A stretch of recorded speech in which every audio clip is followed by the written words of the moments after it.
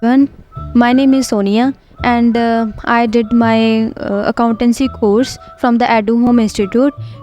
Recently, I completed my plus two, which means secondary education. Now, after that, when I came in Eduhome Institute, then I come to know about that there is a one course which is name is QuickBooks and manual accounting. Um, Now I am going to the Canada, so I am very much confident that I will do my accountancy course of CPA.